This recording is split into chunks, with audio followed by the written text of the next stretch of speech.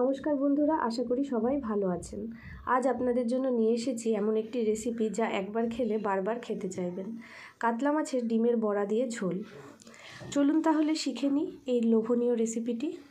আমি 500 গ্রাম কাতলা মাছের ডিম নিয়ে ভালো করে ধুয়ে নুন হলুদ মাখিয়ে নিয়েছি। অন্য একটি কড়াইতে জলটা উষ্ণ গরম হলেই আমি তার মধ্যে দিয়ে দিলাম নুন হলুদ মাখানো মাছের ডিমগুলোকে। একটু ভাপিয়ে নিতে হবে যাতে ডিমের আষ্টে গন্ধটা চলে যায়। সিদ্ধ করবেন না, শুধু ভাপিয়ে নিলেই হবে। দেখুন, ঠিক এই পর্যায়ে আমি তুলে নেব। কাঁচা কাঁচা ভাবটা রয়েছে দেখে বুঝতেই পারছেন। এইভাবে একটি ছাঁকনিতে চেপে চেপে ভালো করে জল ঝরিয়ে নিতে হবে। জল ঝরিয়ে একটি বাটিতে নিয়ে নিয়েছি। তার মধ্যে দিয়ে দিলাম কুচনো পেঁয়াজ, দিয়ে দেব কুচনো কিছু কাঁচা লঙ্কা, তারপর দিয়ে দিলাম 1 টেবিল চামচ পোস্ত,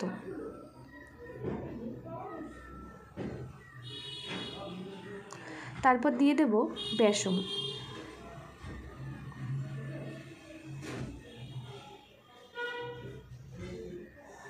এরপর দিয়ে দিলাম আদা রসুনের পেস্ট,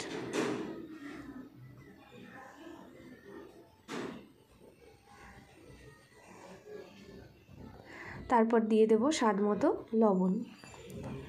আগে যেহেতু লবণ দেওয়াই ছিল তাই অল্প দিলাম, আপনারা বুঝে দেবেন। সবশেষে দিয়ে দিলাম একটা ডিম। সব উপকরণগুলি দিয়ে মাছের ডিমগুলোকে ভালো করে মেখে নেব। এরপর কড়াইতে তেল গরম করে মাছের ডিমগুলোকে আমি এরকম সাইজের লাল লাল করে ভেজে তুলে নেব। আপনারা চাইলে সাইজটাকে ছোট বড় করতে পারেন, আমি এই সাইজেই ভেজে নিয়েছি। এরপর মাছের ডিম ভাজা তেলের মধ্যেই আমি দিয়ে দিলাম কুচনো পেঁয়াজ। পেঁয়াজটাকে ভালো করে নেড়েচেড়ে ভেজে নিতে হবে। অর্ধেক ভাজা হয়ে যাওয়ার পর দিয়ে দিলাম সামান্য পরিমাণ চিনি। এরপর একটা বাটিতে মশলা বানিয়ে নেব। নিয়ে নিয়েছি টমেটো বাটা। এরপর এর মধ্যে দিয়ে দিলাম আদা রসুনের পেস্ট, দিয়ে দেব ধনে গুঁড়ো, দিয়ে দিলাম অল্প জিরে গুঁড়ো,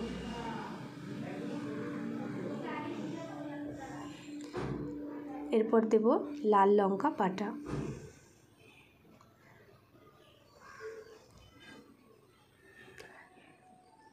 দিয়ে দেব হলুদ গুঁড়ো।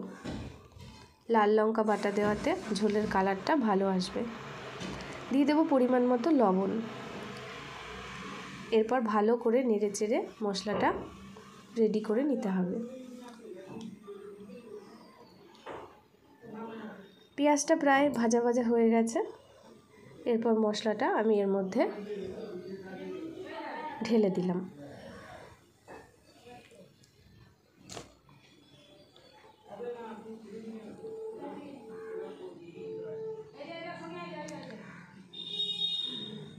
ভালো করে মশলাটাকে কষে নিতে হবে। বিশেষ করে বর্ষার দিনে গরম ভাতের সাথে এই ঝোল অন্যরকম তৃপ্তি এনে দেয়।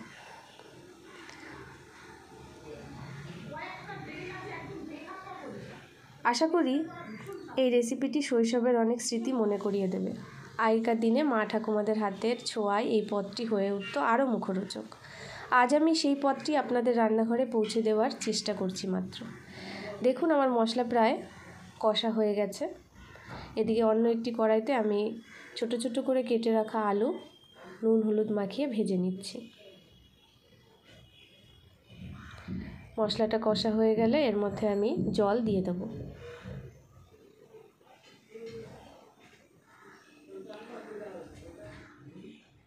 ঝোলটা ফুটে এসেছে, এর মধ্যে দিয়ে দেব ভেজে রাখা আলু আর ভেজে রাখা মাছের ডিমের বড়া। এরপর ভালো করে নেড়েচেড়ে অল্প আঁচে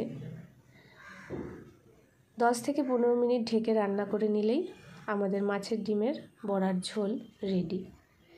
একটা তেজপাতা ছিঁড়ে দিয়ে দিলাম, এতে ঝোলের স্বাদটা আরও বেড়ে যাবে।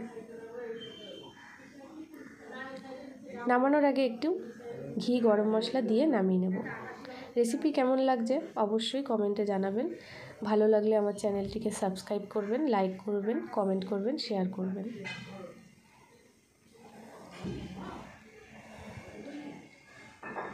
আজ এই পর্যন্তই। ধন্যবাদ।